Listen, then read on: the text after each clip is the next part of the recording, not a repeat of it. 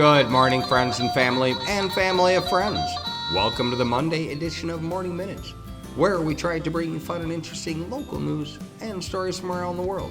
Our goal is always no doom and no gloom because, well, you get enough of that from the regular media. Belle and I hope you all had a great weekend, and we hope you're all fired up for another week just filled with possibilities and opportunities.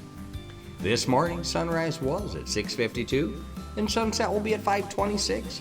Putting us up to 10 hours and 34 minutes of glorious daylight today. Already up more than an hour and a half from our low. Not bad. Presently, well, it sits at a bone-chilling 8 degrees below zero, give or take a little bit, depending on exactly where you live. You know the routine. Today you should expect partly sunny skies in the morning, giving way to cloudy skies in the afternoon. High temps of the day will top out at about 4 degrees. And the winds will be out of the north at 10 to 15 miles per hour. You should expect pretty much the same thing all week.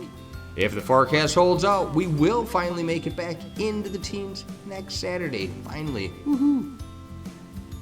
Well, we ran short on notable celebrity birthdays today, so our shout out will be for 2 historic figures from the past.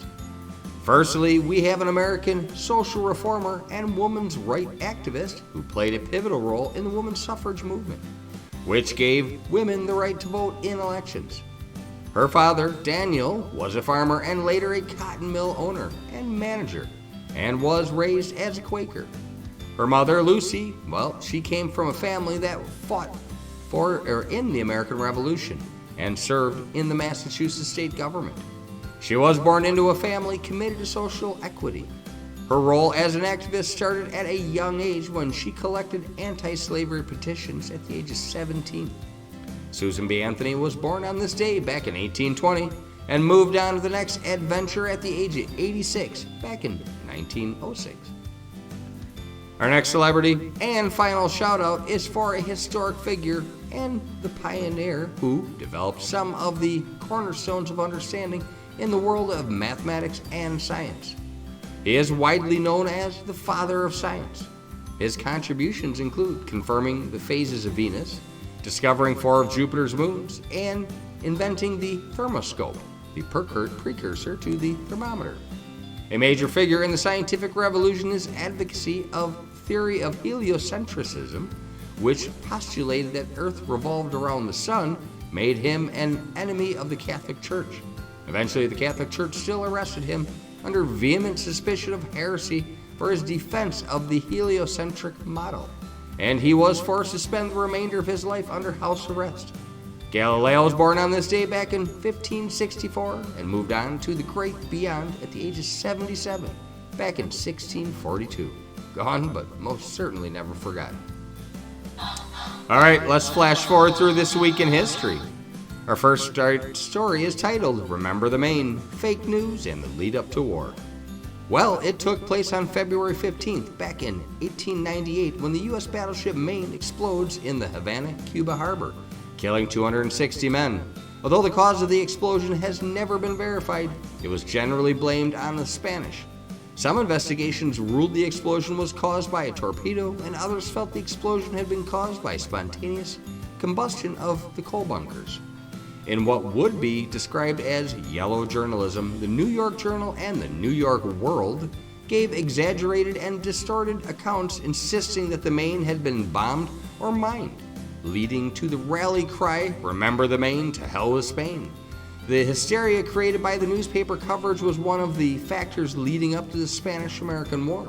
Apparently the media has had a long history of getting it wrong, or even worse, knowing they're wrong just to control a narrative or sway an opinion. Disgusting. You know, it feels like our political parties are as divided as ever, but our next story suggests the divide has been around for a long time. The first brawl on the floor of the U.S. House of Representatives took place on today's date way back in 1798. The House was in session debating a resolution to remove Matthew Lyon from office because of his actions 2 weeks prior, when during an argument, Matthew Lyon of Vermont spit in the face of Roger Griswold of Connecticut. Well, after the resolution to remove Lyon failed, Griswold attacked Lyon with his cane. Lyon retreated to a fire pit and defended himself with fire tongs until other congressmen broke up the fight. Maybe they could bring back duels, or at least term limits. Be a start. Well, our next story is about a unique opportunity to peek into the world of antiquity when, on February 16th in 1923, King Tut, also known as the Boy King's burial chamber, is unsealed by archaeologist Howard Carter. Once open, they found King Tut, his amazing gold sarcophagus, and thousands of other items meant to be used in the afterlife. Carter had discovered the tomb the previous November, but several weeks passed before they were able to unseal the tomb. Carter and Lord Caravan, who financed the excavation, looked into the tomb. Caravan asked, "What do you see?" Carter simply replied, "Wonderful things." So cool. Our last segment is about the Battle of Iwo Jima, which started on February 19th back in 1945 when U.S. troops started the battle with the Japanese forces for the control of Iwo Jima. It was strategically important in the World War II campaign against Germany and Japan. With more than 7,000 U.S. troops killed, it was one of the most costly battles of World War II. The famous raising of the flag on Mount Suribachi would take place 4 days later. This pivotal but terrible costly battle lasted until March 26th. Ouch. All right, on to our comedy corner. I confronted a mime today. He did unspeakable things. Okay, one more. I entered 10 puns into a joke competition. I figured one of them would win, but no pun intended. All right. Well, today is National Grandpa Day, National Single Awareness Day, and it is President's Day. Today's morning motivational is a simple, undeniable truth. Everything around us is made up of energy. So to attract positive things in your life, start by giving off positive energy. So true. You are the guide through your own life. So lead yourself somewhere awesome, because you and only you have the power.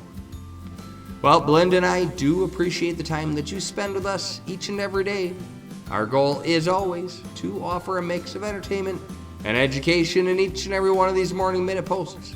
After all, knowledge is power, and you know it. We love to share what we come across, and we certainly hope you are enjoying the experience.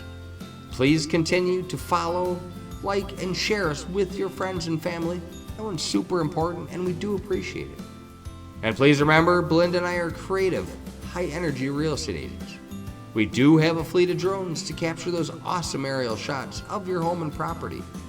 We have invested thousands of dollars and hundreds of hours into our VR and 3D marketing equipment. We are your 3D and virtual marketing specialists in this virus conscientious world of ours.